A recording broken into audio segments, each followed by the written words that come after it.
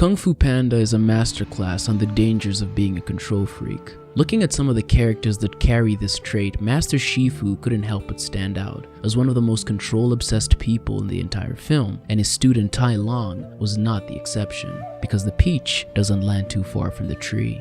When Master Oogway tells Master Shifu of his vision of Tai Long escaping, he sends a messenger to the prison to tell them to double the security around Tai Long to ensure he doesn't escape.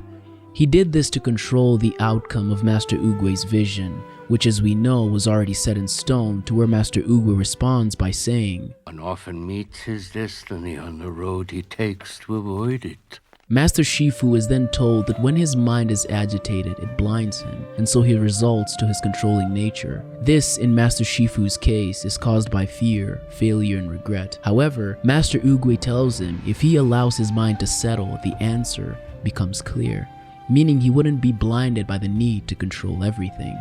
I was raised by a single mother who endured a lot of hardships to provide for me and to keep me alive.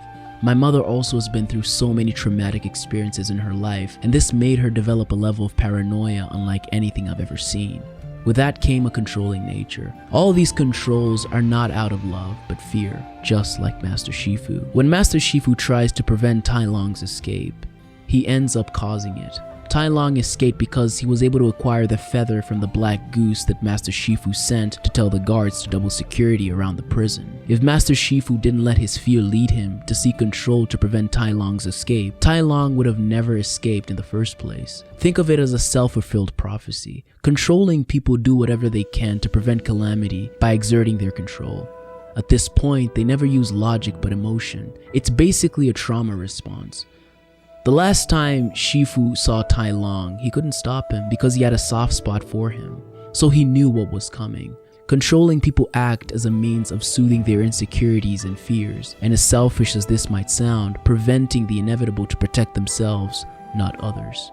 That's why Oogway told Shifu, "One often meets his destiny on the road he takes to avoid it." He said this because he knew Tai Long would escape due to Master Shifu's thirst for control. Let's talk a little bit about Tai Long, Shifu's first and greatest student. After finding out that Tai Long had potential to become great, he decided to control Tai Long's whole identity. Shifu molded him into what he thought was great, in his version of the Dragon Warrior, which was later rejected by Master Oogway. Who filled my head with dreams? Who drove me to train until my bones cracked? Who denied me my destiny? Tai Long, on the other hand, allowed himself to be controlled so he could make Master Shifu proud and gain his love and acceptance, as he saw Shifu as more than just a master, but also as a father.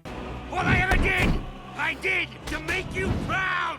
Tell me how proud you are, Shifu.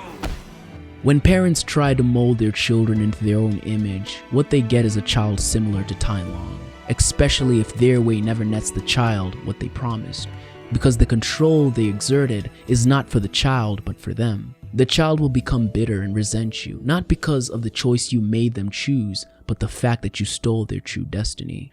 Another instant where Master Shifu tries to exert his control is when he tries to reject the Dragon Warrior chosen by Master Oogway.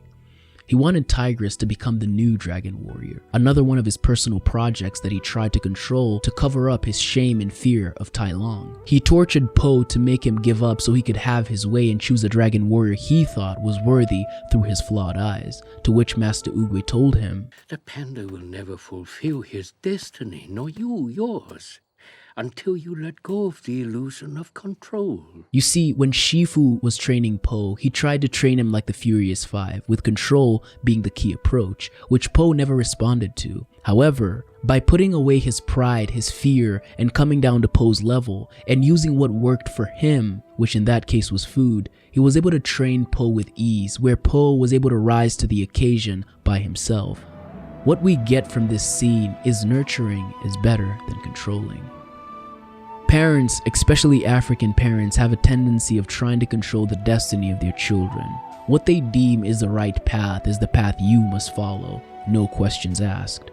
A good example of this is a lot of students at my college always use the phrase, "I'm here because of my parents." Maybe because the course they took was the only one endorsed by their parents, but the course they wanted to take was disregarded or even worse, ridiculed. What comes after that is resentment, bad grades, and dropping out. Yet I say again, nurturing is better than controlling. Master Oogway teaches Po yet another valuable lesson that I've been trying to integrate into my own personal life. You are too concerned with what was and what will be. Being a chronic overthinker about my dark past and having anxiety about my future, where I basically fear that history will repeat itself, I end up also trying to control everything around me to soothe my insecurities. However, what I was really doing is living both in the past and the future. But Master Oogway enlightened me by saying, Yesterday is history. this means the past doesn't matter anymore, and the only thing we can get from it is the lessons we learned. Tomorrow is a mystery. This means that the events of tomorrow are unknown, and so they shouldn't concern us. Whether it's good or bad, tomorrow will take care of tomorrow. But today is a gift. That is why it is called the present. This means that today is the most important of all, because that's what we have control over. And so that's what we should enjoy and be grateful for, as we would be grateful for a gift, because there is no tomorrow without today.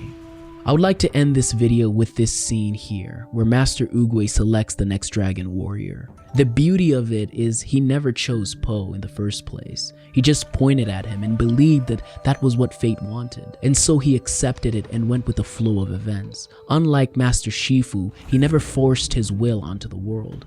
I know a lot of people found this silly, but the Dragon Scroll showed us that there is no special person who is designed for greatness. It's how we view ourselves that makes us special. You can't force greatness. It only flourishes when nurtured, inspired, and given the freedom to thrive. With that, thanks for watching. Don't forget to subscribe, like, and comment, and check out this video about child abuse featuring Cinderella. Till next time, always remember to keep trekking, fam.